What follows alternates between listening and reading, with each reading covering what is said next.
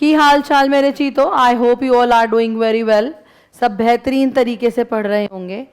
Guys, last class में हमने solvency ratios discuss किए थे। इन सॉल्वेंसी रेशियोज भी डिस्कस्ड अबाउट कि what was the meaning of solvency ratio. तो सॉल्वेंसी रेशियो का मतलब क्या था? वो रेशियोज जो हम अपनी लॉन्ग टर्म फाइनेंशियल ऑब्लिगेशंस को जज करने के लिए कैलकुलेट करते हैं कि लॉन्ग टर्म में हम अपनी फाइनेंशियल ऑब्लिगेशंस जो मेरी लाइबिलिटीज़ हैं उन्हें हम टाइमली रीपे कर भी पाएंगे या नहीं रीपे कर पाएंगे। ठीक है, उसमें टोटल 5 रेशियोज वाज देयर। पहला था डेट टू इक्विटी रेशियो, हमने लास्ट क्लास में डिस्कस कर लिया था।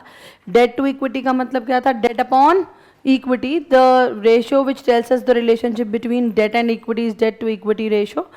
आइडियल रेशियो था 2:1, lower the ratio is always better. याद है आप लोगों को भाई? जितना कम हमारा डेट होगा उतना सामने वाला और डेट देने के लिए तैयार होगा। फिर सेकेंड हमने पढ़ा था बेटे डेट टू इक्विटी के बाद total assets to debt. Total assets to debt का मतलब था कि हमारा डेट कितना टाइम, इसका फॉर्मूला था टोटल एसेट्स अपॉन डेट। अब टोटल एसेट्स अपॉन डेट का higher the ratio is always better. क्यों? क्योंकि it shows the good coverage by the assets. हमने ऐसे समझा था कि डेट अगर हमारा 1 रुपये है और हमारा टोटल एसेट्स मान लो 5 रुपये है, तो हम कहते हैं यार डेट तो 1 ही रुपये है और हमारा टोटल एसेट्स कितना है? 5। तो कल को अगर हम डेट रीपे भी नहीं कर पाए तो अपनी एसेट्स को बेचकर हम क्या कर देंगे? डेट को रीपे कर देंगे। But what was the meaning of debt हमने पढ़ा था। डेट का मतलब क्या है? याद करो। डेट का मतलब था long term borrowings plus long term provisions. याद आया? डेट का मतलब था L doll, L D O L, D और ओ वो पूछता नहीं है, इसलिए long term borrowings plus long term provisions was debt. यहीं पर एक शब्द पढ़ा था आप लोगों ने, टोटल डेट। याद है? टोटल डेट क्या था? याद करो। Total debt is long term और शॉर्ट टर्म दोनों डेट्स, जिसका फॉर्मूला क्या था? Debt plus current liabilities. Current liabilities. एक वर्ड था guys capital employed. Capital employed का मतलब क्या था? जो ओवरऑल बिजनेस में आपने पैसा लगा रखा है उसका फॉर्मूला था debt plus equity. Debt plus equity capital employed का फॉर्मूला था। कोई दिक्कत तो नहीं? क्लियर है सबको? ये ऑलरेडी हम पिछले लेक्चर में पढ़ चुके हैं। एक तीसरा रेशियो पढ़ा था आप लोगों ने, प्रोप्राइटरी रेशियो। प्रोप्राइटरी रेशियो क्या था? जो मेरा ओनर्स का रेशियो होता है, जिसका फॉर्मूला था हमारा equity upon total assets. Equity मतलब शेयर होल्डर्स ने कितना पैसा लगा रखा है, टोटल एसेट्स मतलब ओवरऑल कितना एसेट्स है। टोटल एसेट्स का भी फॉर्मूला पड़ा था, अगर आप लोगों को याद हो। टोटल एसेट्स का फॉर्मूला क्या था? याद करो। Current non current assets plus current assets. और उसमें भी एक गजब की बात थी, लूज टूल्स और स्टोर्स एंड स्पेयर्स को हम क्या करेंगे? इन्वेंट्रीज में ऐड करेंगे। याद है? क्योंकि ऐसे पढ़ा था हमने कि पूरा खानदान आएगा, तो हमारी बहन की शादी थी, टोटल एसेट्स। याद आया? तो टोटल एसेट्स में हम लूज टूल्स और स्टोर्स एंड स्पेयर्स दोनों को इंक्लूड करके चलेंगे। क्लियर है? पक्का? अच्छे से। डेट टू इक्विटी के क्वेश्चंस हमने लास्ट क्लास में कर लिए थे और उसको मैंने तुम्हें बाकी रिमेनिंग क्वेश्चंस होमवर्क दिए थे। आज हमें टोटल एसेट्स टू डेट और प्रोप्राइटरी रेशियो के कुछ क्वेश्चंस सॉल्व आउट करने हैं। तो आइए और मेरे साथ देखिएगा। टोटल एसेट्स टू डेट का पहला क्वेश्चन हम जो करने जा रहे हैं, that is question number 45, page number 86, question number 45। अभी तक मेरे बच्चों जो हम कर रहे हैं, सुनिएगा प्लीज, अभी तक जो हम कर रहे हैं क्वेश्चंस, अभी तक एक भी क्वेश्चन तुम्हारा बोर्ड वाला नहीं आया। अब तुम कहोगे मैम फिर? क्योंकि बोर्ड में क्या होता है बेटा, करंट रेशियो भी दे दिया, डेट टू इक्विटी भी दे दिया, टोटल एसेट्स टू डेट भी दे दिया, there will be mixture of ratios. अभी हम क्या कर रहे हैं? We are calculating the ratios, मतलब अलग अलग। हाँ, we are calculating ratio separately. But जो एग्जाम में क्वेश्चन आता है, क्योंकि एग्जाम में हम तब तक सारा रेशियो कवर कर चुके होते हैं, तो ऐसा नहीं है वो सिर्फ लिक्विडिटी से क्वेश्चन पूछेगा, सिर्फ सॉल्वेंसी से। वो लिक्विडिटी सॉल्वेंसी दोनों को मर्ज करके क्वेश्चन पूछ लेता है। तो वो तो तुम तब कर पाओगे जब तुम अलग अलग क्वेश्चन कर पाओगे, इसलिए पहले हम अलग अलग पे फोकस कर रहे हैं। फिर इसके जो मिसलीनियस क्वेश्चन है उसमें वी विल डिस्कस अबाउट कि एग्जाम में क्वेश्चन कैसा आता है। बट हम इंडिविजुअली कर पाएंगे जब भी हम सबको इकट्ठा भी कर पाएंगे। ठीक है, फटाफट से देखेंगे क्वेश्चन नंबर 45 पेज 86 पर। From the following calculate total assets to debt ratio. हमें क्या करना है, total assets to debt ratio बाद में। यहां पर हमें लिखना है सबसे पहले computation of total assets to debt ratio. Total assets to debt ratio. अब आएंगे और ध्यान से देखेंगे क्वेश्चन में क्या गिवन है, चेक करो। क्वेश्चन में गिवन है 8% डिबेंचर्स। गाइस प्लीज चेक करिए, क्वेश्चन में गिवन है 8% debentures, loan from bank, short term borrowings, share capital, reserves and surplus और सरप्लस। बेटा क्वेश्चन में पहला वर्ड देखो क्या लिखा है, 8% डिबेंचर्स और लॉन्ग टर्म लोन, यही लिखा है, चेक करो। Loan from bank. गाइज ये दोनों जो डिबेंचर्स और लॉन्ग टर्म लोन है, ये दोनों मिलाकर क्या बनता है बता सकते हो? करेक्ट, ये दोनों मिलाकर क्या बनता है? डेट। मुझे निकालना क्या, देखना total assets to debt ratio है अगर, तो I have to calculate two things. क्या? एक तो डेट और एक टोटल एसेट्स। तो डेट के लिए तो चीजें उसने सामने परोस के ही दे रखी हैं, तो सबसे पहले हमें डेट ही निकाल लेना चाहिए। Will be writing like this. हम यहां पर फटाफट से लिख के दिखाएंगे, डेट इज इक्वल्स टू, और डेट का फॉर्मूला क्या होता है सब बोलेंगे, फटाफट बोलिए। Correct, long term borrowings plus long term provisions. एक बात मेरी याद रखना, जितना ज्यादा तुम फॉर्मूले अभी लिख लोगे उतने ज्यादा वो आपको हमेशा के लिए याद हो जाएंगे। समझ आ रही है? जितना ज्यादा आप लिख लेंगे क्वेश्चंस में या फॉर्मूले, उतने ज्यादा आपको याद हो जाएंगे। और अगर आप यहाँ पे स्विच करेंगे कि नहीं यार मैं स्किप करेंगे कि नहीं यार मैं अभी नहीं लिख रहा, याद नहीं होंगे फॉर्मूले। इसलिए please focus. Long term borrowings plus long term provisions. और क्वेश्चन में आपके सामने सिर्फ दो ही चीजें दे रखी हैं, चेक कर लो कौन कौन से, डिबेंचर्स और लोन। कितना कितना है चेक करो, 30 lakhs और 10 lakhs। इसके अलावा कोई लॉन्ग टर्म प्रोविजन है गाइस, प्लीज चेक। नहीं है, तो ये आ गया 40 lakhs का डेट। किसी को कोई दिक्कत कोई परेशानी तो बताओ। अब मैंने आपको टोटल एसेट्स का फॉर्मूला बताया, क्या? Non current assets plus current assets. But मैंने तो क्वेश्चन में यहाँ एक भी चीज नहीं दे रखी कि PPE, plant machinery, current asset, कुछ भी नहीं दे रखा। क्वेश्चन में गिवन क्या है जरा देखना, ये देखो, look at the board everybody. Question में ध्यान से देखो, आइए ध्यान से देखिए क्वेश्चन में क्या गिवन है। क्वेश्चन में गिवन है, अगर आप देखोगे इक्विटी, देख लो, शेयर कैपिटल और रिजर्व्स एंड सरप्लस गिवन है, चेक कर लो, है ना, गिवन है ना, शेयर कैपिटल और रिजर्व्स एंड सरप्लस गिवन है। अभी डेट आपने निकाला ही है, ये रहा 40 lakhs का, है ना, डेट आपने निकाला ही है अभी 40 lakhs का। और चेक करो गाइस, शॉर्ट टर्म बोरोइंग्स मुझे तो याद है लिखी हुई हैं, चेक कर लो, शॉर्ट टर्म बोरोइंग्स लिखी हुई हैं, इसका मतलब उसने मुझे करंट लाइबिलिटीज भी दी हैं, बोलिए हाँ या ना। गाइस मुझे इक्विटी भी दे रखी है, डेट भी दे रखी है, करंट लाइबिलिटी भी दे रखी है।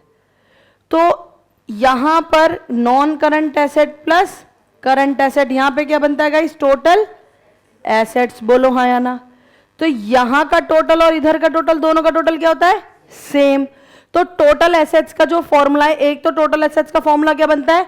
Non current assets plus current assets, बोलिए हाँ या ना। एक तो फॉर्मूला बनता है non current assets plus current assets, और दूसरा फॉर्मूला क्या बनता है? दूसरा फॉर्मूला बनता है equity plus debt plus current liabilities. ठीक है, वैसे पता है आपको शेयर होल्डर्स फंड के दो फॉर्मूले पढ़ाए जाते हैं। शेयर होल्डर्स फंड का एक फॉर्मूला पढ़ाया जाता है total assets minus debt minus current liability, इसे बोलते हैं लायबिलिटी एसेट अप्रोच, कि हम एसेट अप्रोच से इसको आंसर को लेकर आए हैं। ठीक है, बट प्रैक्टिकली कुछ नहीं करना तुम्हें, जब समझ में ना आए कि चीजें कहाँ से कैसे आनी है, तो ऐसे बैलेंस शीट बनाओ और फॉर्मूला खुद जनरेट कर लो। समझ आ रहा है सबको? कोई दिक्कत तो नहीं?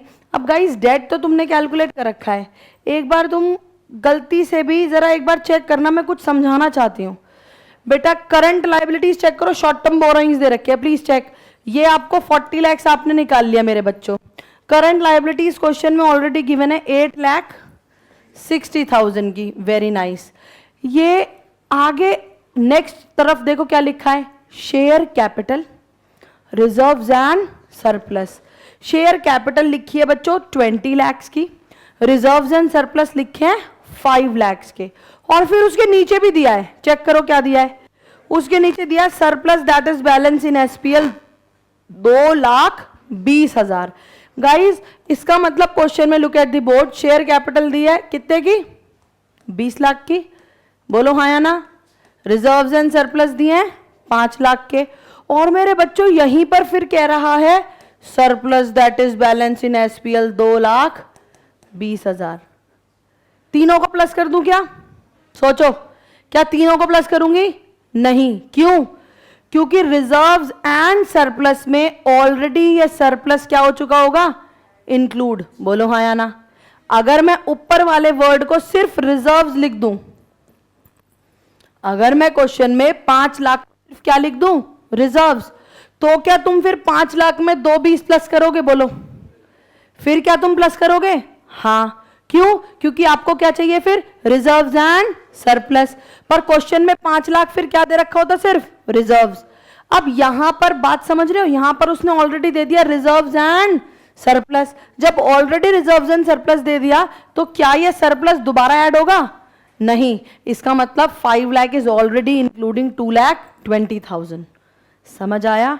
तो इक्विटी की वैल्यू क्या है इस क्वेश्चन में मेरे बच्चों, 25 लाख।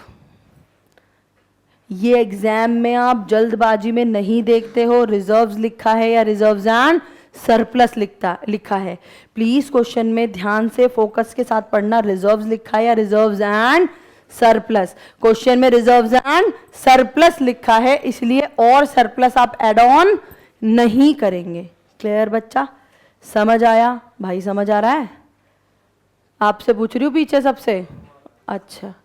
तो यहां पर बता दो टोटल एसेट्स का फॉर्मूला लिख दूं क्या, अगर मैं आप लोगों के लिए टोटल एसेट्स का फॉर्मूला ऐसे लिख दूं तो कोई दिक्कत, equity plus debt plus current liabilities.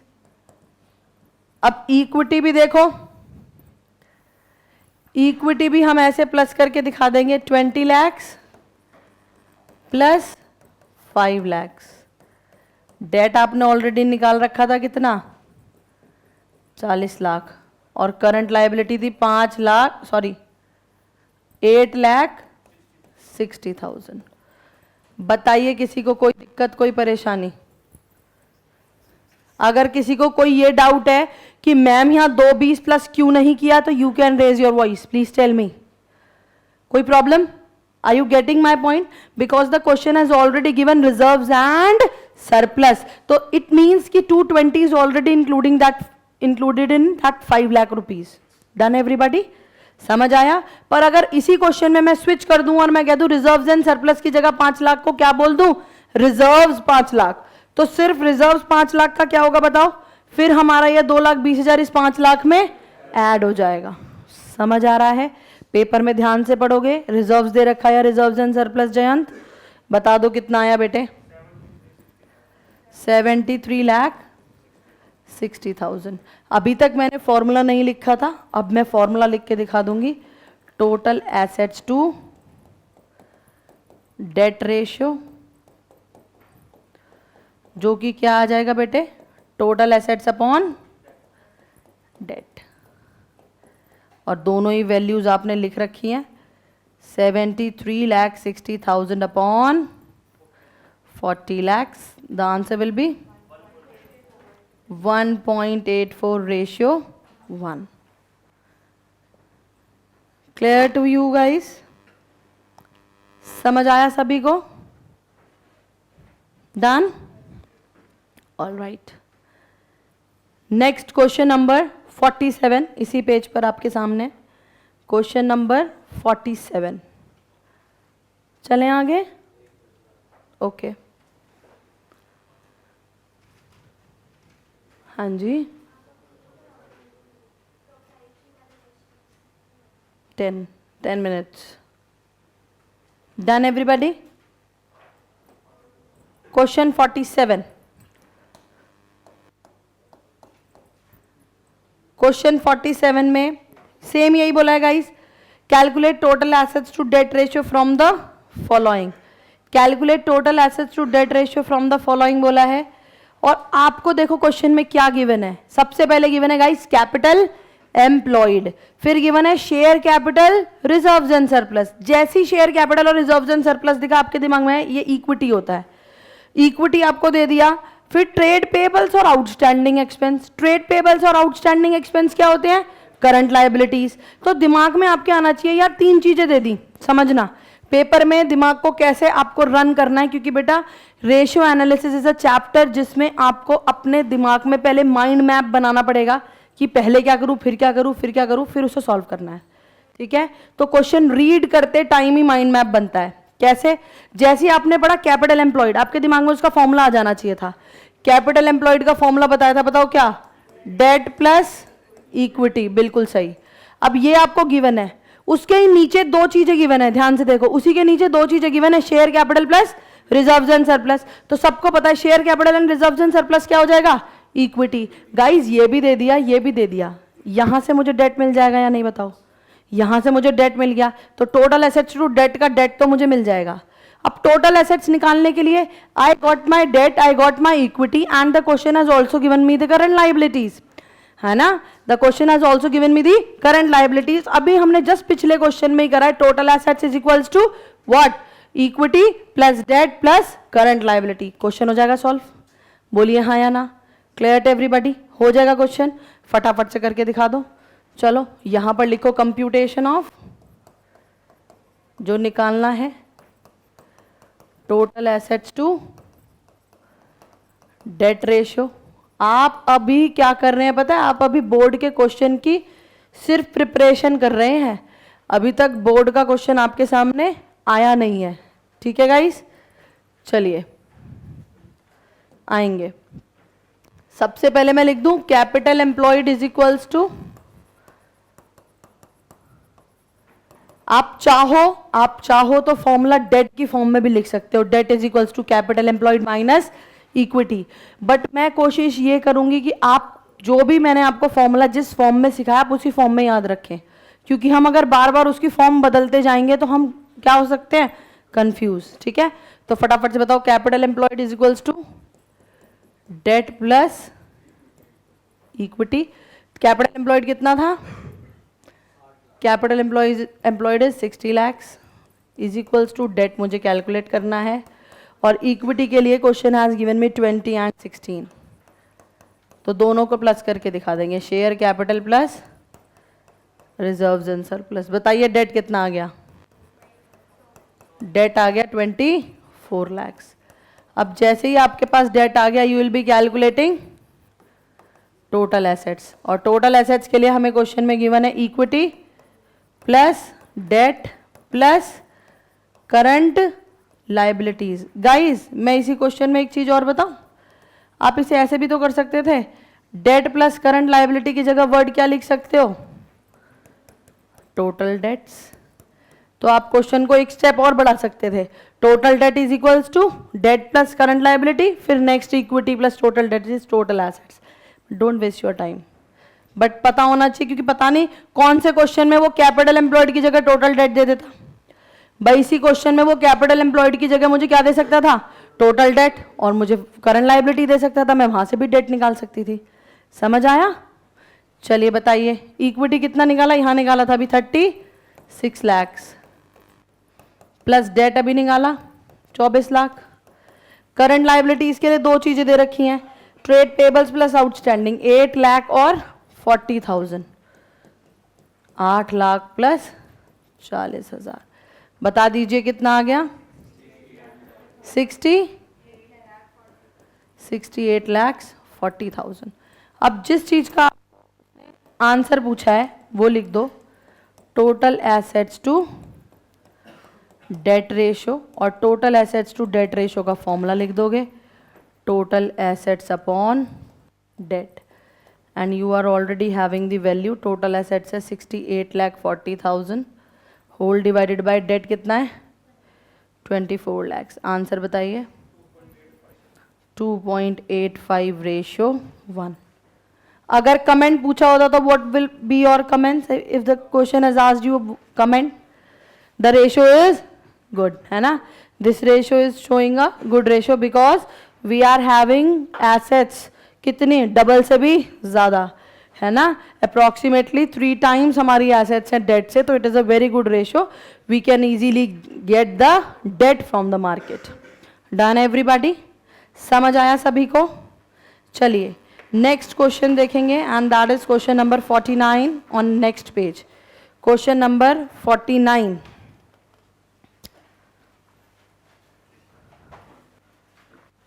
या सीधा एक पूरा बेहतरीन क्वेश्चन करा देती हूँ, रुक जाओ.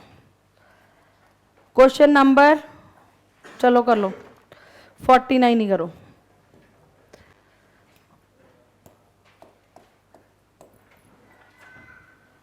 Calculate proprietary ratio from the following. Question में लिखा है calculate proprietary ratio from the following. First of all you have to think proprietary ratio का फॉर्मूला क्या था?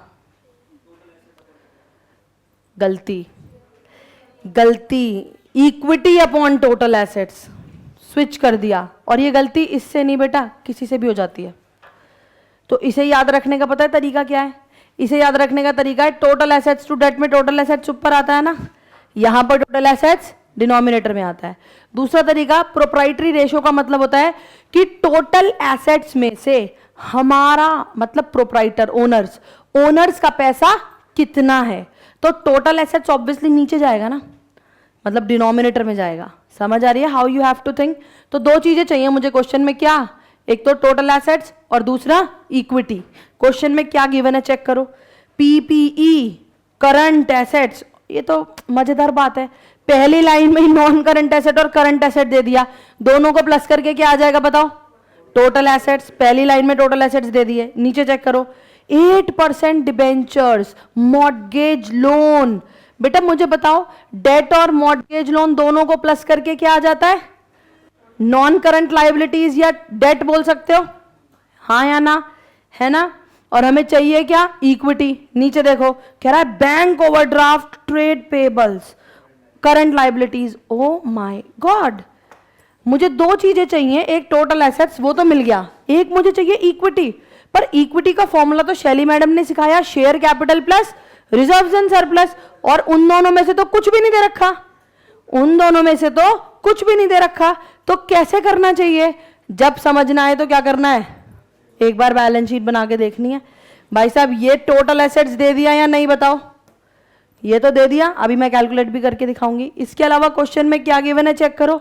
डेट गिवन है, करंट लाइबिलिटीज गिवन है, और मुझे क्या निकालना है? इक्विटी. ये मुझे फाइंड आउट करना है. एक बात बताओ, क्या फाइंड आउट नहीं हो जाएगा? कैसे? Total assets minus debt minus current liabilities, या वी कैन इजीली से total assets minus total debt. बोलो हाँ या ना? समझ आ रही है? चलिए आइए देखिए. कंप्यूटेशन ऑफ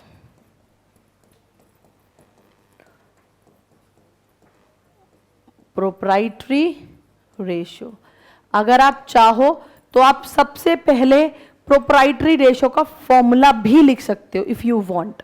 ठीक है, चलिए बताइए. Total assets is equals to, tell me the formula of total assets guys.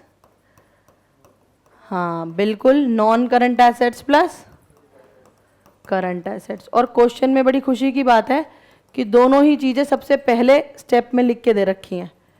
कितनी कितनी थी? 1280 और 720. 12,80,000 और 7,20,000. टोटल बताइए कितना आ गया? टोटल आ गया 20 लाख. गाइस हमारे पास टोटल एसेट्स आ गई हैं कितने की? 20 लाख की. कोई दिक्कत तो नहीं. अब हमें क्या चाहिए? इक्विटी. तो इक्विटी को हम कैसे निकाल सकते हैं बताओ? इक्विटी को कैसे निकाल सकते हैं?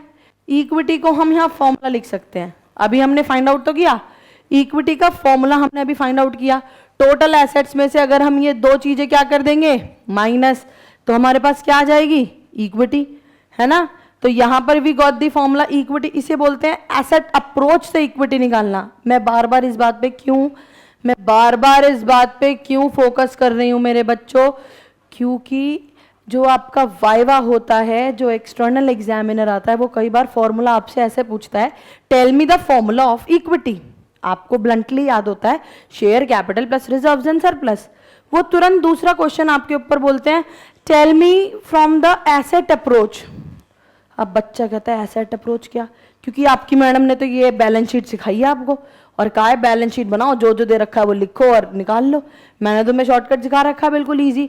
तो अगर वो आपसे पूछ ले tell me the asset approach for that formula, तो आप दिमाग में ये बैलेंस शीट सोचोगे और जवाब बोलोगे क्या, non current assets plus current assets, that is total assets.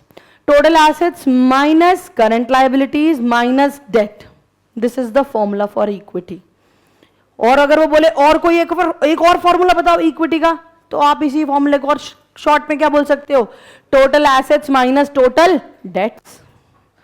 समझ रहे हो, एक ही फॉर्मूले से कितने फॉर्मूले बन रहे हैं, दोबारा बताऊं, समझ गए, क्लियर टू यू। तो ये वाइवा में बेटा लिखने में कोई दिक्कत नहीं है ना, एग्जाम में कोई दिक्कत नहीं आनी, मैं वाइवा के लिए प्रिपेयर करा रही हूँ ये कि एसेट अप्रोच से कैसे आता है। तो एसेट अप्रोच से आता है total assets minus debt minus current liabilities, या you can say total assets minus total debts, we will get the equity. समझ आया सबको? हाँ, वो जो share capital plus reserves and surplus उसे लायबिलिटी अप्रोच बोलते हैं, मतलब लायबिलिटी साइड से आपका आ गया आंसर। समझ आ रहा है? पक्का? अलग हो जाइए सर। इक्विटी का formula total assets minus total dates भी लिख सकते हो, फिर टोटल डेट क्या तो कैलकुलेट करके दिखाओ पहले, तो डेट माइनस करंट, या चलो तुम्हारी इच्छा पूरी कर देती हूँ इस बार, total assets minus total debts लिख देती हूँ, टोटल डेट। अब टोटल एसेट्स तो तुम्हें पता है 20 लाख, अब टोटल डेट के लिए बताओ, टोटल डेट के लिए non current liability 560 plus 320, 560 plus 330, और करंट लायबिलिटीज बताओ, करंट लायबिलिटीज कितनी है, 220 और 190, बोलो हाँ या ना, 220 और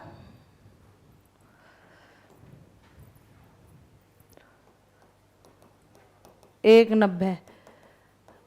अब कुछ लोग ऐसा भी कर देते हैं, ये सब प्लस करके ये खाली इस फिगर को माइनस ले लेते हैं। बेटा याद रखना ये सारा ब्रैकेट है, ये सब आपस में प्लस होगा और ये नेगेटिव फिगर है सारी। जब ब्रैकेट के बाहर माइनस होता है तो सारी फिगर्स क्या हो जाती हैं, ऑपोजिट माइनस, पता है ना। चलिए बताइए कितना आ गया इक्विटी, 7 lakhs आ गया। अब यहां से you got the formula, proprietary ratio is equals to, formula बताओ, करेक्ट। अगर आपने ये फॉर्मूला नहीं लिखा और डायरेक्टली सॉल्व कर दिया, आधा नंबर जाएगा। सब कुछ करने के बाद भी equity 7 lakhs upon total assets कितना था, कितना आ गया बताओ, 0.35 रेशियो 1। अगर आप इस क्वेश्चन को प्रोप्राइटरी रेशियो को सिर्फ प्योर फॉर्म में लिख कर आएंगे तो भी गड़बड़ हो सकती है, क्योंकि हमारी इस पे अभी क्या चल रही है बहस, है ना, कि भाई ये प्योर फॉर्म में भी हो सकता है और परसेंटेज फॉर्म में भी। इसलिए एक लौता ऐसा रेशियो है जो आप दोनों फॉर्म में पेपर में लिख कर आएंगे। अब इसे एनालाइज करो, इस 35% का मतलब क्या है। इस 35% का मतलब है कि जितने भी मेरे टोटल एसेट्स हैं उसमें से हमने अपना कितना पैसा लगा रखा है, 35%। हमने अपना कितना पैसा लगा रखा है, 35%। सोचो गाइस, अगर हमने अपना 35% लगा रखा है तो सामने वाला डेट देगा और या नहीं देगा। एक लिमिटेशन है, 20, हमने आधे से भी ज्यादा का क्या कर रखा है, उधार ले रखा है पहले से ही, है ना। अप्रोक्सीमेटली हमने 65, अप्रोक्सीमेटली क्या, टोटली 65% डेट ले रखा है। तो खाली एक ही रेशियो पे तो वैसे भी कभी भी हम आंसर नहीं करते, मैंने आपको बताया। प्रैक्टिकली किसी एक ही रेशियो के बेसिस पे हमारा बैंक लोन देना या लेना डिसाइड नहीं करता, सारे रेशियोज देखता है। बट अगर सिर्फ इसी रेशियो पे बोला जाए तो हम कहेंगे दिस इज क्वाइट ट्रिकी। क्यों? क्योंकि भाई 35% अपना पैसा लगा रखा है बस, तो बैंक लोन देने में दिक्कत तो करेगा। बाकी रेशियोज की भी हेल्प लो कि बाकी रेशियोज उसके कैसे वर्कआउट कर रहे हैं। बाकी रेशियोज कौन सा, debt to equity, total assets to debt, अभी जो नया एक पढ़ेंगे। Clear to you all people? Very nice. इसी का ही एक क्वेश्चन देखेंगे हम, क्वेश्चन नंबर 52। क्योंकि आप लोगों को इंक्रीज डिक्रीज वाले क्वेश्चन में थोड़ी सी दिक्कतें आ रही हैं, इसलिए मैं आपको क्वेश्चन 52 सॉल्व करा रही हूं। आइए क्वेश्चन 52 इंक्रीज और डिक्रीज वाले क्वेश्चन देखेंगे हम क्वेश्चन नंबर 52 में। आइए और देखते हैं ऑन पेज नंबर 87। रीड करेंगे सब मेरे साथ।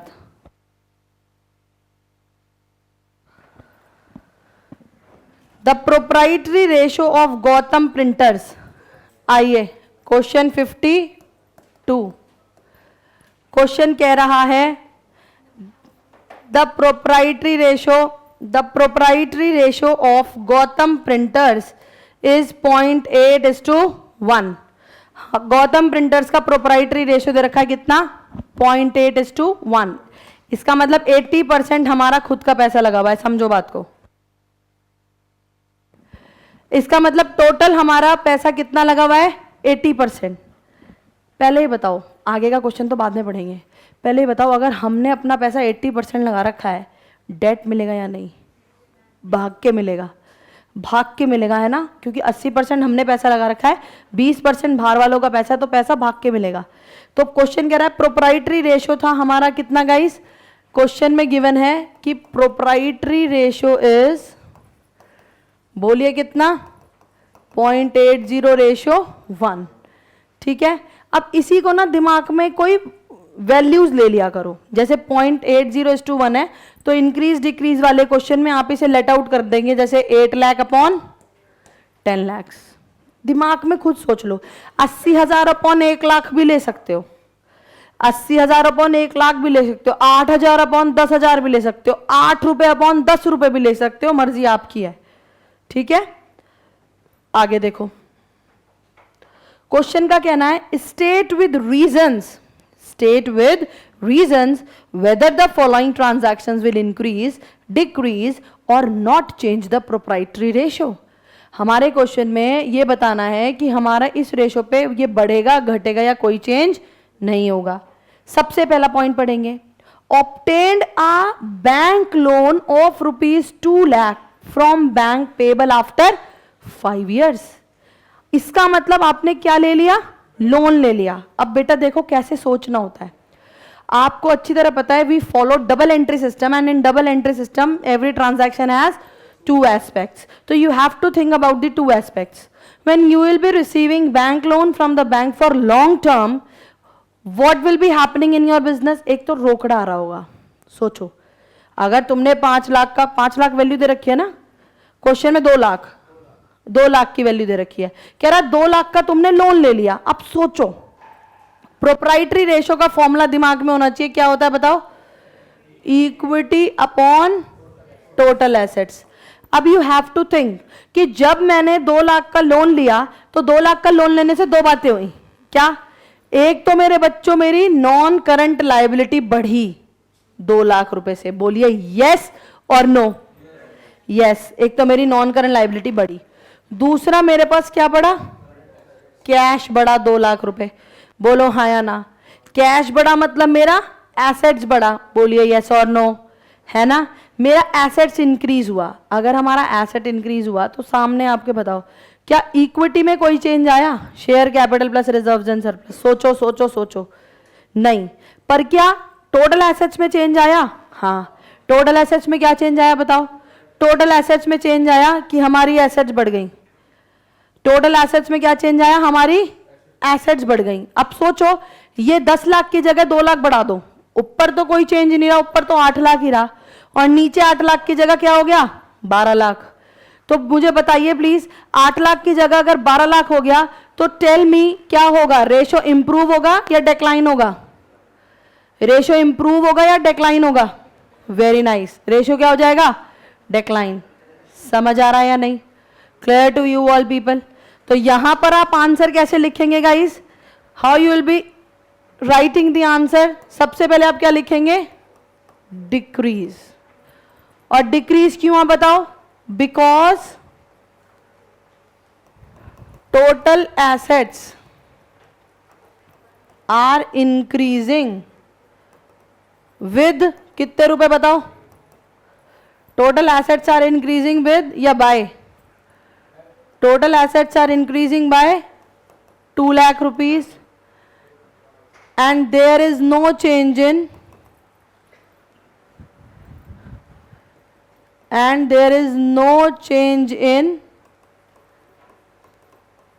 इक्विटी। दोबारा बताती हूं, बच्चा पूछ रहा है मैम दोबारा बता दो एक बार प्लीज। आइए, टोटल एसेट्स हमारे पास 8 लाख थी बेटा, टोटल हमारे पास टोटल एसेट्स थी 10 लाख और मेरे पास इक्विटी थी 8 लाख। क्वेश्चन कह रहा है मैंने लोन लिया, जब बिजनेस ने लोन लिया तो क्या होगा? एक तो नॉन करंट लाइबिलिटी मतलब डेट बढ़ गया, एक तो हमारा डेट बढ़ गया 2 लाख से और दूसरा मेरा कैश बढ़ गया 2 लाख से। तो जब मेरा कैश बढ़ा तो कैश की वजह से मेरा टोटल एसेट्स बढ़ा, बट क्या मेरी इक्विटी पे फर्क पड़ा इस ट्रांजैक्शन से? नहीं। तो इसका मतलब इक्विटी तो मेरी 8 लाख ही रही पर मेरा टोटल एसेट्स हो गया 12 लाख। तो ऐसे मैंने डिवाइड करके देखा तो ratio decrease. Done. Second point देखेंगे फटाफट। Purchased a machinery for cash 75,000, purchased a machinery for cash 75,000। बेटा सोच के बताओ, हमने एसेट खरीदी, मशीनरी खरीदी कितने की? लिखा है क्या? 75 की फॉर कैश। मशीनरी खरीदी फॉर कैश, यार मशीनरी आएगी और कैश जाएगा, मशीनरी आएगी और कैश जाएगा। इसका मतलब मैं ऐसे कह दूं, नॉन करंट एसेट आएगी या प्लस हो जाएगी और करंट एसेट माइनस हो जाएगी। बोलो हाँ या ना। बेटा एक एसेट बढ़ रही है, एक एसेट कम हो रही है, क्या टोटल एसेट्स पे फर्क पड़ेगा? नहीं। क्या इक्विटी पे फर्क पड़ेगा? नहीं। तो इसका मतलब my ratio will not change. समझ आया सबको? The ratio will not change. तो सेकंड का आंसर क्या हो जाएगा बताओ? Not change. Reason will be this transaction is neither affecting equity nor affecting total assets। बोलिए हाँ या ना।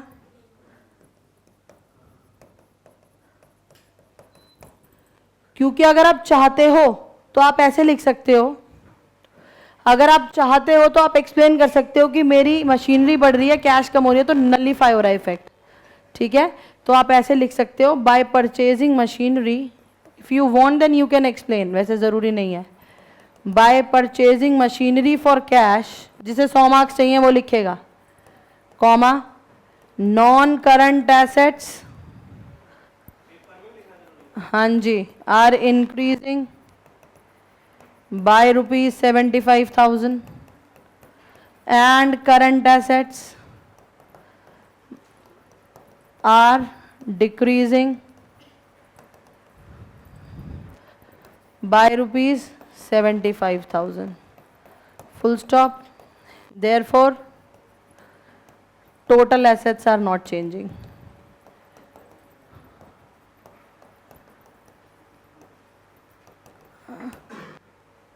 Clear to you all people और नॉट? समझ आया सभी को? Done everybody. चलिए अगला पॉइंट देखेंगे, बहुत ही अच्छा point. Redeemed 5% redeemable preference shares of rupees 1 lakh. Question कह रहा है redeemed 5% preference shares of rupees 1 lakh. 1 lakh के प्रेफरेंस शेयर्स हम क्या कर रहे हैं? रिडीम कर रहे हैं। रिडीम का मतलब क्या होता है? वापस करना। रिडीम का मतलब होता है रीपेमेंट। बिल्कुल सही कह रहा है लड़का, वापस करना पैसा। तो गाइस अगर हम प्रेफरेंस शेयर्स का पैसा वापस कर रहे हैं तो सोचो क्या हो रहा है। एक तो प्रेफरेंस शेयर कैपिटल कम हो रही है और दूसरा मेरे पास से क्या कम हो रहा है? Cash. Very good, bank balance. Cash in cash equivalence बोल दो भाई। एक तो पैसा जा रहा है और एक शेयर कैपिटल कम हो रही है। बोलो हाँ या ना। रिडम्पशन से समझ आ रहा है, जब हम प्रेफरेंस शेयर्स को रिडीम करेंगे, उनका पैसा वापस करेंगे, तो एक तो मेरा कैश कम हो रहा है और दूसरा मेरा शेयर कैपिटल कम हो रही है। यहां देखिए प्लीज, एक मेरी शेयर कैपिटल कम हो रही है 1 लाख रुपए से और एक मेरा कैश कम हो रहा है। अब गाइस कैश कम हो रहा है इसका मतलब टोटल एसेट्स कम हो रही है, और अगर मेरी शेयर कैपिटल कम हो रही है इसका मतलब मेरी इक्विटी भी कम हो रही है। दोनों को 1-1 लाख रुपए से घटा के देख लो। 2 लाख का बचा 7 लाख, 10 लाख का बचा 9 लाख। 7/9 करके बताओ क्या आ रहा है? रेशियो बढ़ रहा है या घट रहा है? रेशो कम हो गया, कितना हो गया बताओ? पहले अगर 0.8 था तो अब रेशो हमारा क्या हो जाएगा? कम। तो इसका मतलब रेशो इज डिक्रीजिंग। तो आंसर कैसे लिखेंगे? इसी बात को बस एक्सप्लेन कर दो जो यहां तुमने अभी सीखा है। कैसे लिखेंगे? यहां सबसे पहले लिख देंगे डिक्रीज, कि रेशो हमारा क्या हो रहा है? डिक्रीज। आधा नंबर तो गाइस जिसका होता है, सुनो मेरी बात, आधा नंबर तो इंक्रीज और डिक्रीज का होता है और आधा नंबर आपके रीजन का होता है। समझ रहे हो? Half marks is for increase और डिक्रीज और half marks is for your reason. तो इसलिए दोनों चीजें लिखोगे तब पूरा नंबर मिलेगा। ठीक है गाइस? तो यहां पर क्या लिखा जाएगा? डिक्रीज। बताओ क्यों हो रहा था? बिकॉज, बोलो इसे इंग्लिश में बनाओ, क्या बनाओगे? क्योंकि शेयर कैपिटल और कैश दोनों कम हो रहा है। बताओ क्या बताओगे इसे, कैसे बनाओगे? बिकॉज बोथ द, बोलो, because both the equity and total assets are decreasing with the same amount of rupees 1 lakh. Question में गिवन था ना? समझ आ रहा है कैसे लिखते हैं? Very nice. बिकॉज बोथ, लिखो सब साथ में, because both the total assets and equity are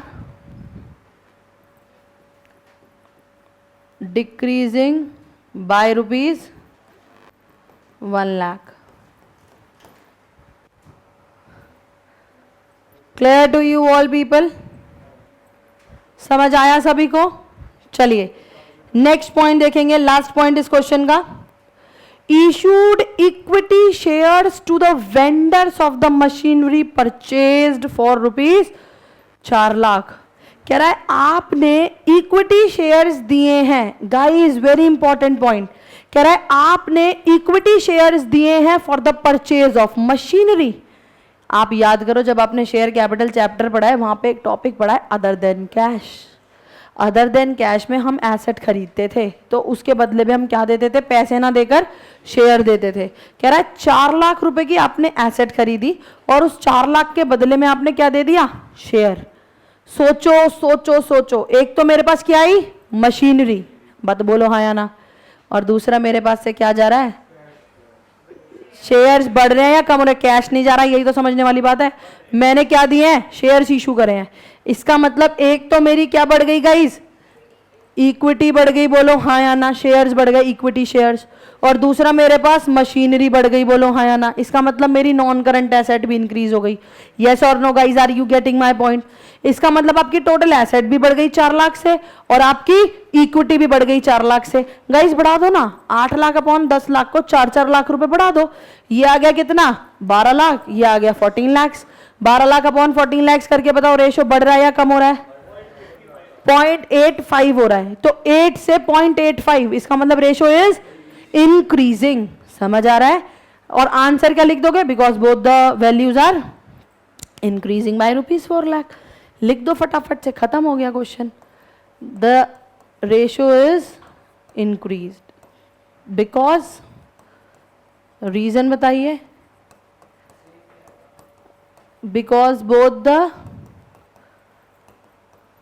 total assets, अगर मन करे तो आप बीच में यहां लिख सकते हो पीपीई मशीनरी ब्रैकेट में। अगर आपका मन करे तो आप बता सकते हो टोटल एसेट में भी कौन सी एसेट बढ़ रही है। ठीक है? एंड इक्विटी, और इक्विटी में क्या बढ़ रही थी बताओ? इक्विटी शेयर कैपिटल ब्रैकेट में। हाँ, आर पूरा लिख लेना, आर इंक्रीजिंग बाय रुपीज। हाँ जी, बट जब आपकी कॉपी बेटे 100 से ऊपर जाती है ना तो आपसे एक्सपेक्ट, मतलब 100 से ऊपर इन द सेंस 95-96 से ऊपर जाती है तो आपसे एक्सपेक्ट किया जाता है कि आपको ये रीजन भी पता हो। तो जब आपको लग रहा है कि हाँ यार चीजें हैं तो इसे ढंग से लिखाओ ना, क्या दिक्कत है? सिर्फ एक ही चीज तो बढ़ानी है यार, यहाँ पे उसका सब पार्टी तो बताना है कौन सा, बोलो।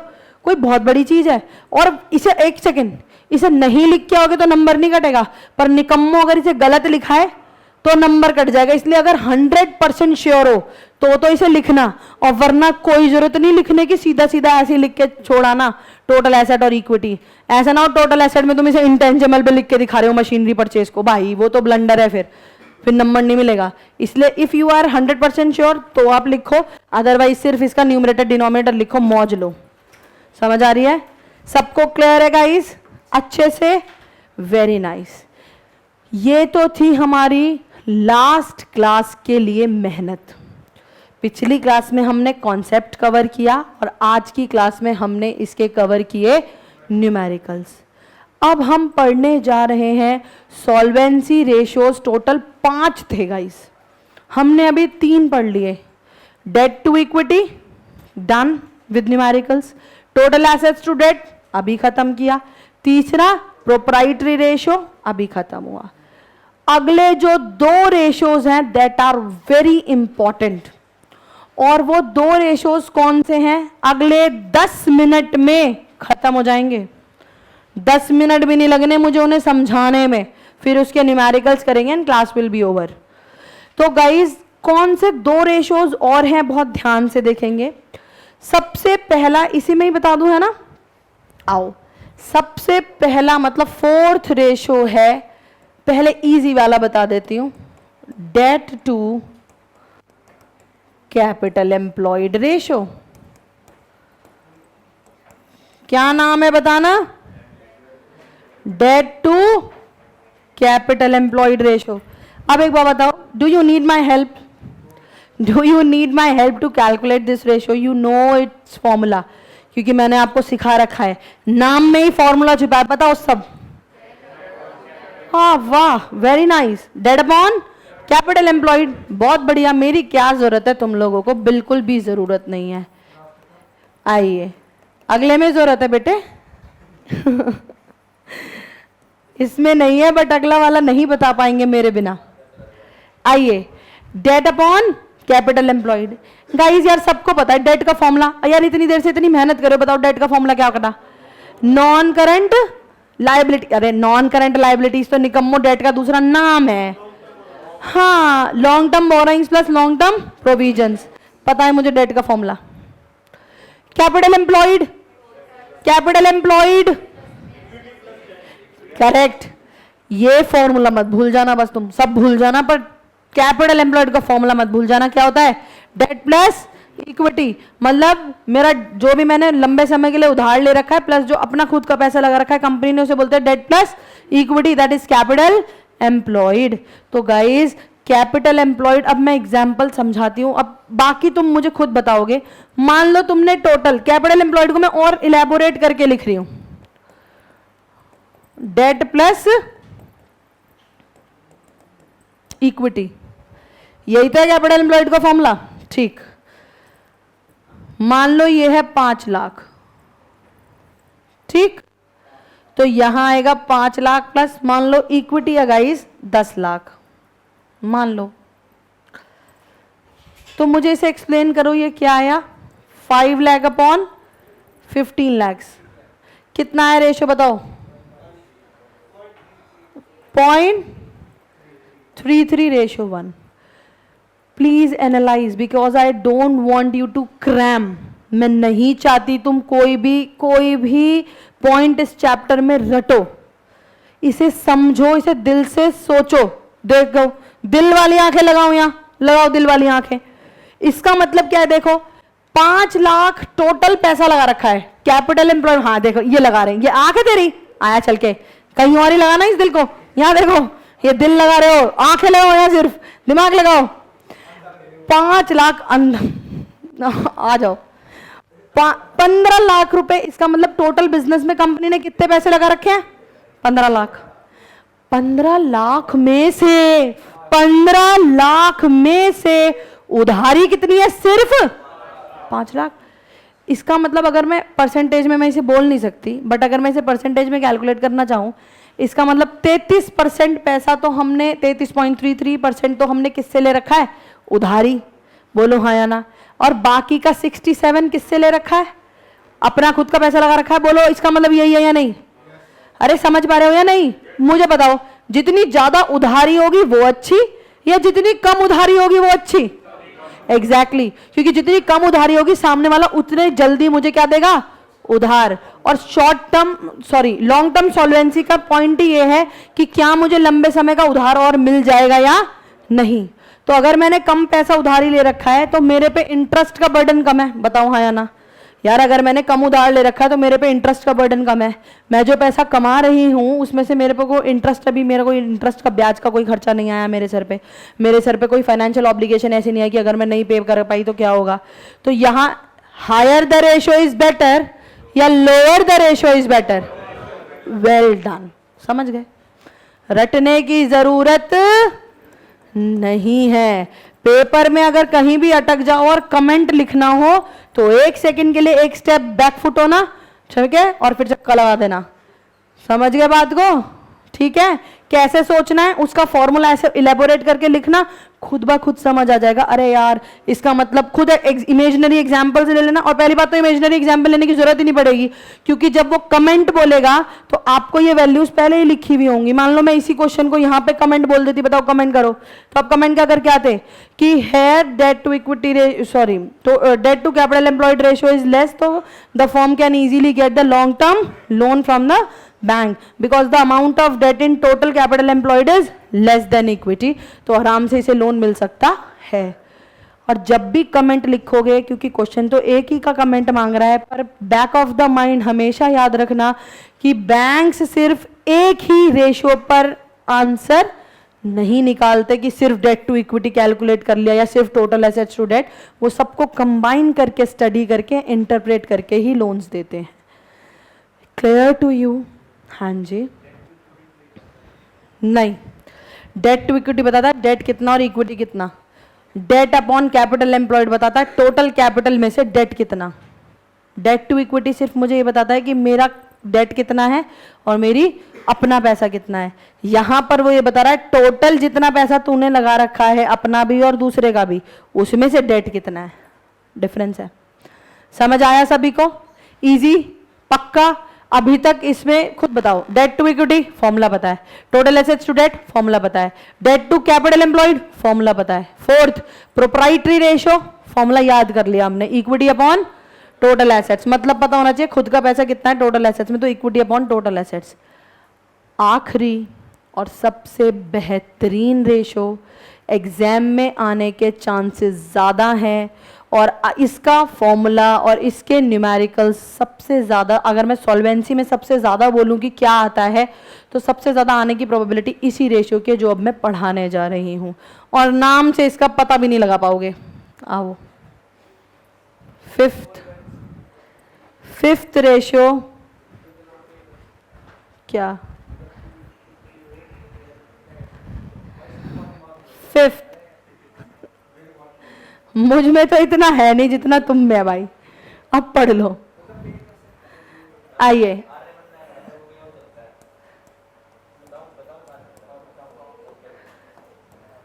चला सकते हो तो चला लो। लो,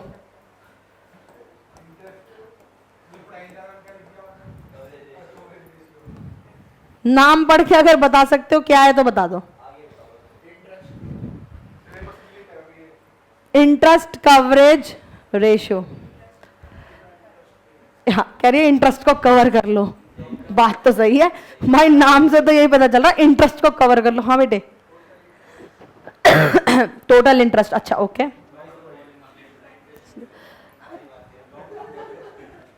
लॉन्ग टर्म बोरोइंग्स पर इंटरेस्ट, और थोड़ा बेटर वर्ड आया, वेरी गुड। और कवर कर लो मतलब, हाँ हाँ कुछ कुछ सुना।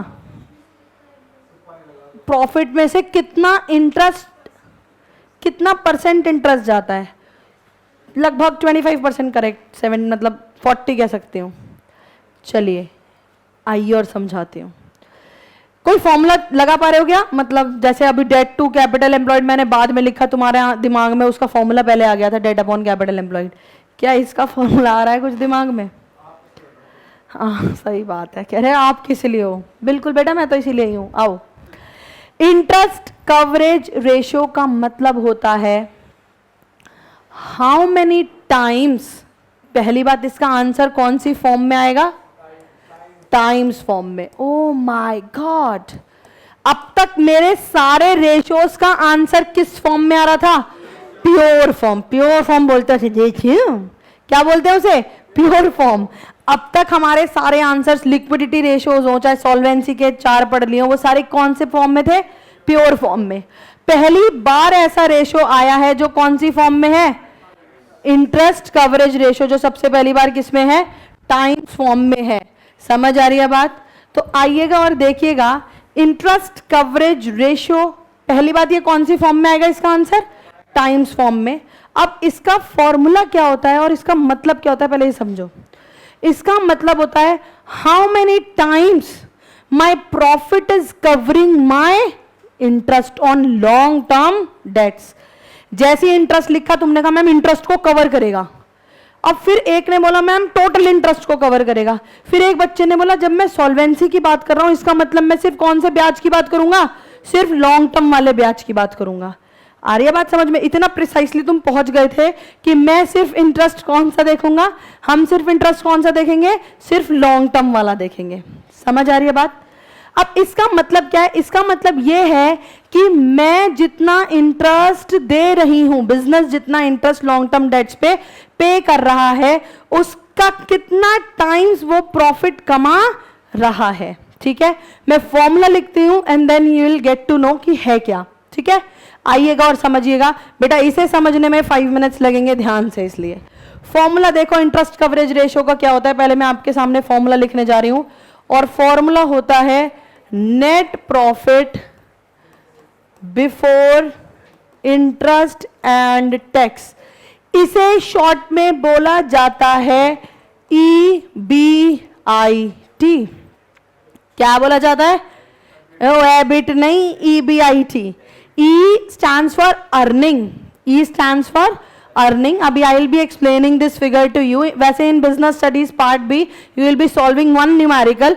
उस one numerical में EBIT हमें लोगों को पढ़ना है। समझ आ रही है बात? तो यहाँ पर EBIT अपॉन, आइए guys, EBIT upon interest on long term borrowings. Guys यहां पर देखिएगा प्लीज, सिर्फ इंटरेस्ट किसकी बात हो रही है गाइज? लॉन्ग टर्म की। समझ आ रही है? हाँ जी। तो इंटरेस्ट कवरेज रेशियो, हम अभी कह रहे थे कि इंटरेस्ट कवरेज रेशियो का फॉर्मूला क्या होता है? Net profit before interest and tax, या EBIT। गाइज EBIT को बोला जाता है earning before interest and tax. Earning before interest and tax upon interest on long term borrowings. पहले मैं लिख दूं, समझा दूं, फिर ये कैसे कैलकुलेट होता है हम ये समझेंगे। आइए गाइस, मान लो आप लोगों का EBIT है 5 लाख और आपका इंटरेस्ट आता है 1 लाख, तो आपका इंटरेस्ट कवरेज रेशियो कितना आया मेरे बच्चों? 5 टाइम्स। पहली बात, अगर आप इसे 5:1 लिखा है तो नंबर कटेगा। क्या आंसर लिख के आना है? 5 टाइम्स। पहला रेशियो आप पढ़ने जा रहे हैं जो टाइम्स फॉर्म में है, 5 टाइम्स। मतलब क्या है समझना। 5 टाइम्स का मतलब है कि हमारा अगर ब्याज 1 लाख है तो हम 5 लाख का प्रॉफिट कमाते हैं। मतलब मैं अपने इंटरेस्ट को, मेरा प्रॉफिट 5 बार कवर कर सकता है। इसका मतलब मेरा प्रॉफिट इंटरेस्ट से 5 गुना है। समझे कि अगर मेरा इंटरेस्ट 1 लाख है तो मेरा प्रॉफिट कितना है उसका? 5 गुना, 5 टाइम्स। बढ़िया है खराब है? बहुत बढ़िया है। कि अगर कुछ ऊपर नीचे हो भी जाए, प्रॉफिट थोड़ा बहुत कम ज्यादा भी हो जाए, तो भी मैं अपना इंटरेस्ट बर्डन आराम से क्या कर पाऊंगी? कवर कर पाऊंगी। तो higher the ratio is better या lower the ratio is better? Higher the ratio is better. समझ आ रही है बात? कोई दिक्कत तो नहीं? 5 times, 6 times, 7 times is considered a good ratio. 4, 5, 6 times is considered a good ratio. कोई आइडियल रेशो नहीं है। कभी आप सोचो, आइडियल रेशो सिर्फ अपने 3 ही पढ़े हैं, करंट रेशो, क्विक रेशो और डेट टू इक्विटी रेशो। बाकी सब में हायर लोअर वर्ड्स हैं, आइडियल वर्ड नहीं, आइडियल रेशो नहीं गिवन है आपको। बताओ ये समझ आया या नहीं? ये 5 टाइम्स का मतलब समझ आया या नहीं?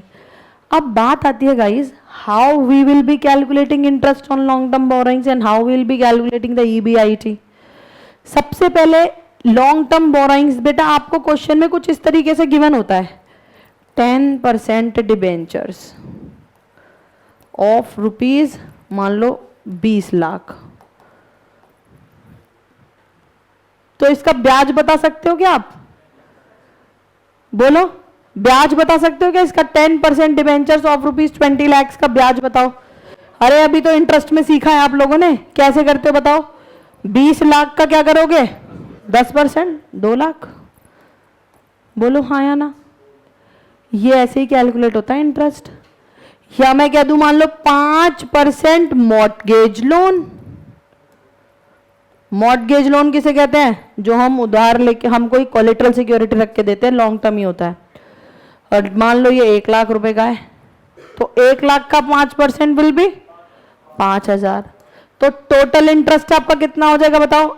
2 लाख 5,000। बोलिए समझ गए या नहीं? Clear to you all people? The main thing is यहां कौन सा ब्याज लेना है? सिर्फ लॉन्ग टर्म का। मतलब अगर इंटरेस्ट ऑन बैंक ओवरड्राफ्ट हो तो कंसिडर करोगे क्या? समझ गए बात को? Clear to you all? पक्का क्लियर? हाँ जी सर, गुड बोला है मैंने। अच्छा 6-7 तक होना चाहिए, बच्चा कह रहा है मैम अगर उससे ज्यादा हो तो क्या दिक्कत है? उससे ज्यादा अगर होगा तो उसमें एक दिक्कत है, हम फालतू का टैक्स भरेंगे, वो मैं अभी समझाने जा रही हूं। स्टार्ट करें। अब यहां interest on long term borrowings तो आपने सीख लिया कि interest on long term borrowings कैसे कैलकुलेट होगा। अब हमें सीखना है ये EBIT कैसे कैलकुलेट होगा, या मैं बात करूं net profit before interest and tax कैसे कैलकुलेट होता है। आइएगा और समझिएगा गाइस। बेटू क्वेश्चन में आप SPL बनाते हैं, है ना? आपने SPL बनाना सीखा सबने? ठीक, आप SPL बनाते हैं, यहां आता है टोटल रेवेन्यूज। पहले revenue from operation, other income, total revenues.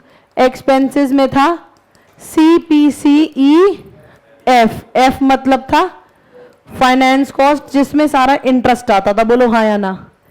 यहां आता है टोटल एक्सपेंसेस, फिर आता था प्रॉफिट बिफोर टैक्स, फिर minus tax, profit after tax. बोलो हाँ या ना? ये पूरा का पूरा स्ट्रक्चर याद है आपको? पक्का अच्छे से? इसका मतलब जब मैं सिर्फ नेट प्रॉफिट बोलती हूं आफ्टर टैक्स, तो क्या उसमें से टैक्स माइनस हो चुका है? Yes, very good. क्या उसमें से इंटरेस्ट भी माइनस हो चुका है? यस, क्योंकि फाइनेंस कॉस्ट नाम का ब्याज माइनस हो चुका है। अगर मैं क्वेश्चन में यहां पर नेट प्रॉफिट आफ्टर टैक्स ले लेती तो उसमें से एक बार ब्याज पहले माइनस हो चुका होता। बोलो हाँ या ना? समझे या नहीं? अगर मैं net profit after tax word लिख देती या सिर्फ नेट प्रॉफिट लिख देती तो इसका मतलब उसमें से एक बार ब्याज घट चुका होता। समझ पा रहे हो या नहीं? अभी मैंने इसलिए ये SPL सिखाया तुम्हें। तो इसलिए यहां पर आफ्टर टैक्स की जगह वर्ड क्या लिया गया? Before tax. बात समझ आई? अब ये EBIT कैसे कैलकुलेट होता है या नेट प्रॉफिट बिफोर टैक्स, समझना। मान लो मैं आपसे कह दूं ये 30% है टैक्स का परसेंटेज, ठीक गाइस, और ये मैं कह दूं प्रॉफिट आफ्टर टैक्स है 2,70,000, तो क्या आप मुझे ये वाली फिगर कैलकुलेट करके बता सकते हो? Can you tell me this figure? If I will tell you कि आपका प्रॉफिट आफ्टर टैक्स है 270, टैक्स का परसेंटेज है कितना? 30%, तो मुझे ये कैलकुलेट करके बताओ कितना आएगा? कर सकते हो क्या कैलकुलेट? कैसे? बच्चा कुछ बोल रहा है, क्या कह रहा है बेटे? कह रहा है मैडम इसे x ले लो, इसको कह रहा है मैम इसे क्या ले लो? x। मैंने कहा ओके। इसका मतलब हम ऐसे कह सकते हैं let profit before tax be, बोलो हाँ या ना। Therefore tax will be, tax किसका चाहिए? 30% ऑफ x, बोलो हाँ या ना। उसे ये बोल सकती हूं 0.30x। तो profit after taxes, profit before tax minus tax, बोलो हाँ या ना। तो यहां आप लिख सकते हो 2,70,000 is equals to x minus 0.30x, 0.70x is equivalent to 2,70,000 x। इधर जाके ये मल्टीप्लाई का क्या हो जाएगा? डिवाइड 2,70,000 डिवाइडेड बाय 0.70, ये पॉइंट उड़ाओगे मल्टीप्लाई विद 100, कितना आएगा बताओ x की वैल्यू? अगर आपको x की वैल्यू, पहले बताओ ये समझ आया कैसे कैलकुलेट होगी? पक्का? अब अगर ये x की वैल्यू आपको मिल गई और मैं आपको बता दूं कि इंटरेस्ट है आपका 1 लाख, तो बिफोर इंटरेस्ट तुम क्या कह दोगे? इसमें ये जो वैल्यू आई है x, इसमें प्लस कर दोगे कितना गाइस? 1 लाख। बोलिए हाँ या ना, यही करोगे। तो हमारा क्या होगा? Net profit before interest and tax कैसे आएगा बताइए? अर्निंग में हमारा जो आफ्टर टैक्स है उसमें पहले टैक्स ऐड हुआ, फिर टैक्स में इंटरेस्ट ऐड हुआ, तो हमारा क्या आ जाएगा? EBIT। समझ आया? ये पूरा तरीका होता है, क्योंकि अब मैं इसी चीज को आपको जो आप BST में पढ़ेंगे पार्ट बी में, मैं वो बताती हूँ। वहां आप क्या करेंगे गाइस? वहां आप कहेंगे कि हमारा earning before interest and tax था, वो गिवन होगा वहां पे, मान लो 5,80,000 माइनस, इसमें से पहले आप इंटरेस्ट माइनस करते हैं, मान लो 80,000, तो ये आपका आता है अर्निंग बिफोर टैक्स कितना? 5 लाख। इसमें से माइनस करते हो टैक्स की फिगर, मान लो 30%, तो इसका 30% कितना हो गया? 1.5 लाख। ये आ गया EAT, अर्निंग आफ्टर टैक्स।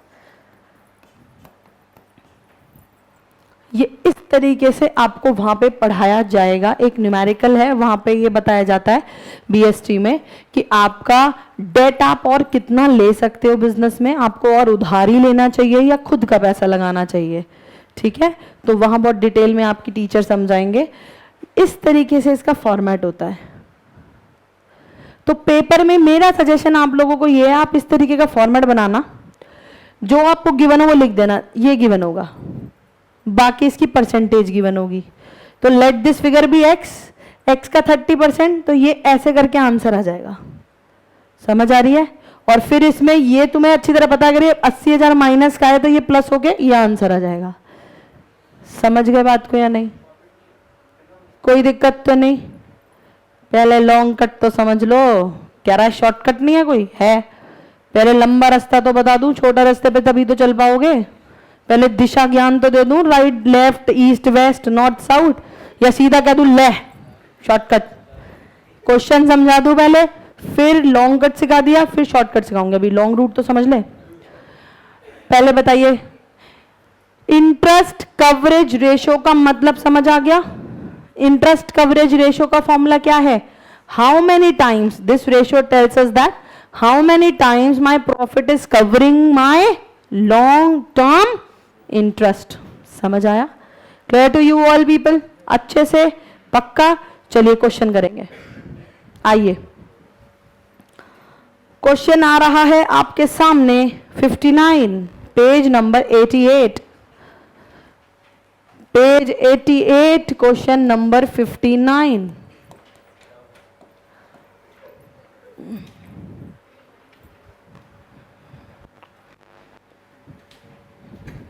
मैं आपको डिटेल्स लिखती हूं ऑनलाइन ताकि आप लोगों को प्रॉब्लम ना हो गाइस। कह रहा है calculate from the following information calculate interest coverage ratio, और मैं आपके लिए यहां पे इंफॉर्मेशन लिखती हूं क्या क्या दे रखी है। क्वेश्चन में दे रखा है net profit after interest and tax. Net profit after interest and tax दे रखा है 1,20,000।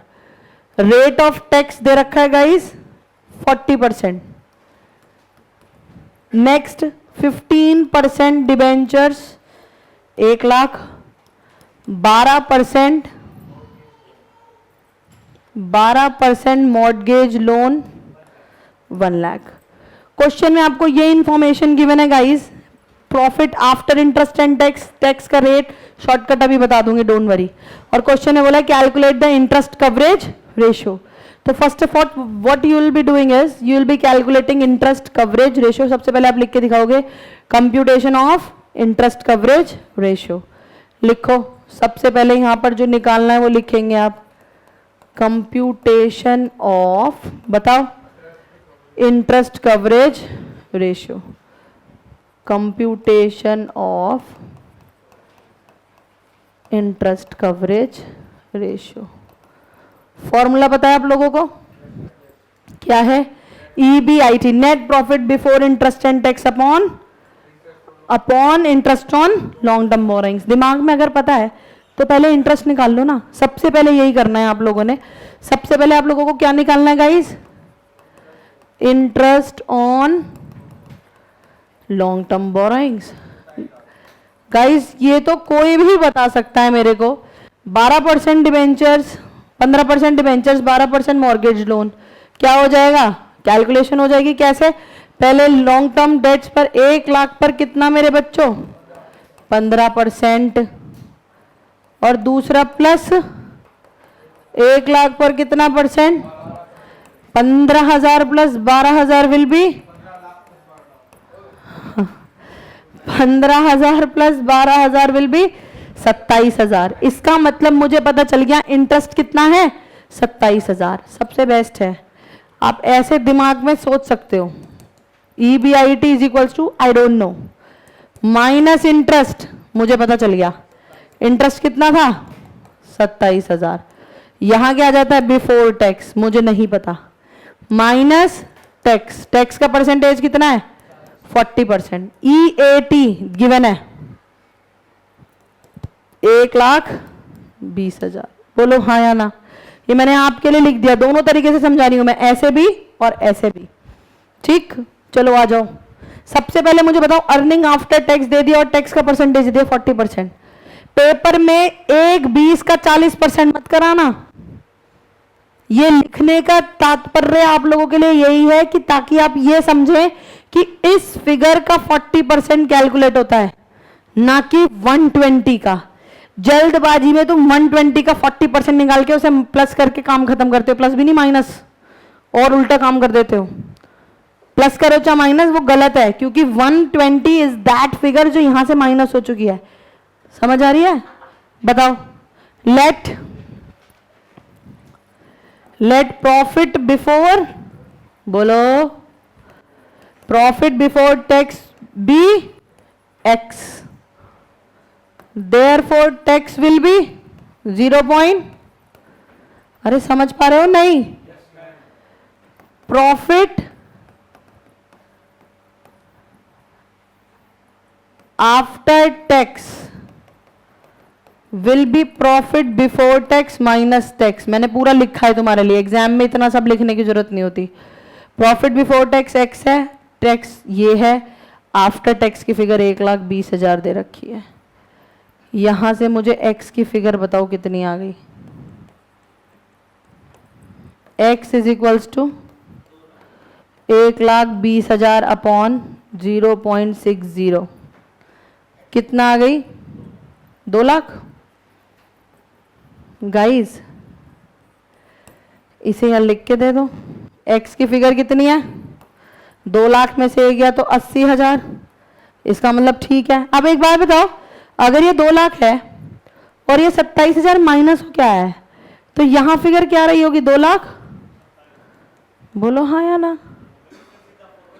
रुक जा, मैंने कहा अभी मैंने कहा बताया? क्या सीधा फॉर्मूला क्या लगाऊं, बताना। आ जाओ। अब यहां पर हमें क्या चाहिए? प्रॉफिट बिल्कुल, profit before interest and tax is equals to 2 lakh plus 27,000, तो दिस विल बी 2,27,000। कैसे आया ये मैंने आपको यहाँ एक्सप्लेन करा है कि अगर मैं आपको ये फिगर 2 लाख दे रही हूँ तो ये 227 कैसे आ रही है। Done everybody. अभी इसका शॉर्टकट सिखाऊंगी, परेशान ना हो। तो interest coverage ratio will be, formula बताओ इंटरेस्ट कवरेज रेशियो का। EBIT लिख दो, earning before interest and tax upon interest on long term borrowings. यहां आंसर आना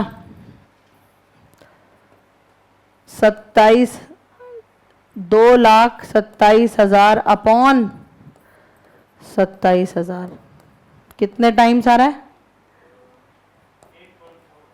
8.41 टाइम्स। जी बिल्कुल, 8.41 टाइम्स। ये है पूरा लंबा तरीका काम करने का। ये आप ऐसे लिख के काम को इजीली भी कर सकते हो। जहां आपने इसे x लिया गाइस, इसे x ना लेके 100 भी तो ले सकते हो। इसे x ना लेके क्या ले सकते हो? 100। जैसे लेट दिस फिगर भी x आना, यहाँ लेट दिस फिगर भी गाइस 100। अगर ये 100 है तो टैक्स कितना हो गया? 40। बोलो हाँ या ना। तो profit after tax will B 60। तो this figure divided by 60 multiply with 100। ये जो मैथ्स में थोड़े से शार्प बच्चे होते हैं वो इजीली समझ जाते हैं, और नहीं तो इसका शॉर्टकट बताती हूँ। पहले बताओ, ये सब लिख लिया तो मैं रब कर दूं प्लीज, मुझे स्पेस चाहिए। कर दूं या रुको? कोई बात नहीं, कोई बात नहीं। आइए गाइज, यहां देखो, यहां एक और फॉर्मूला बताया गया। यहां सीधा फॉर्मूला बोला कि आपको बिफोर टैक्स चाहिए ना, तो उसका फॉर्मूला है profit after tax upon 1 minus tax rate. क्या फॉर्मूला बताया मैंने तुम्हें? Profit before tax is equals to profit after tax upon 1 minus tax rate. जैसे आपको प्रॉफिट आफ्टर टैक्स दे रखा था 1,20,000 divided by 1 minus tax rate था 40%, तो 40% को 0.4, तो दिस इज 1,20,000 डिवाइडेड बाय 0.60। इसे सॉल्व करके देखो, ये ऐसे ही तो आ रहा है, और ये देखना, ये भी तो यही कर रहे थे तुम। ये x लेके इतना लंबा चौड़ा जो तुम कर रहे हो वो अल्टीमेटली आगे खत्म किस पे हो रहा है? Look at the board everybody please, give me और 2 मिनट्स मोर। गाइज यहां पर भी टोटल यही तो आ रहा है, 1,20 डिवाइडेड बाय 0.6। बोलो हाँ या ना? 1,20 डिवाइडेड बाय 0.6, और ये डायरेक्ट फॉर्मूला भी क्या कह रहा है? 1,20 डिवाइडेड बाय 0.6। तो या तो आप x लेके काम करो या फिर इसे 1 माइनस टैक्स रेट लो। अब पता है प्रॉब्लम क्या होती है? टैक्स रेट होता है 40%, तुम क्या करते हो? 1 माइनस 40%, 40 अपॉन 100, और ये 100 को ऊपर ले जाने के चक्कर में, नीचे ले जाने के चक्कर में तुम कैलकुलेशन मिस्टेक करके आते हो। इसलिए जो 40% है उसे 40% को 0.4 समझो, अगर ये 30% है तो उसे 0.3 समझो, और ये डायरेक्ट फॉर्मूला लगा सकते हो, कोई प्रॉब्लम नहीं है। बट ये डायरेक्ट फॉर्मूला लगाने में कई बार तुम गलती कर देते हो, यहाँ प्लस की जगह कुछ और लिख देते हो, इसलिए मुझे तुम्हें शॉर्टकट बताते टाइम डर लगता है। इसलिए मैं कहती हूँ कोई बात नहीं, 1 मिनट फालतू लगा लो, एक्स लेके कर लो, क्योंकि पेपर में अभी तो तुम्हें क्या करना है? 5-6 क्वेश्चन सॉल्व करने हैं। पेपर में तो यार 1 क्वेश्चन आना है ना, उस टाइम पे तो एक ही सॉल्व करना है, अगर आया तो एक बार ही तो एक्स लेना है, क्या दिक्कत है? पर अगर जिसे ये चीज समझ आ रही है, ये बिल्कुल डेफिनेटली वर्थ इट है। सीधा लिखो profit before tax is equals to after tax 1 minus tax rate, answer will be yours. और यहां अभी सिर्फ प्रॉफिट बिफोर टैक्स आया है। अब बिफोर टैक्स को मुझे बिफोर इंटरेस्ट बनाने के लिए क्या करना पड़ता है? इंटरेस्ट को ऐड करना पड़ता है। समझ आया अच्छे से? एक क्वेश्चन और कराऊं या हो जाएगा? All right, I will be sending you the questions. Okay, कल मिलेंगे सेम टाइम सेम जगह।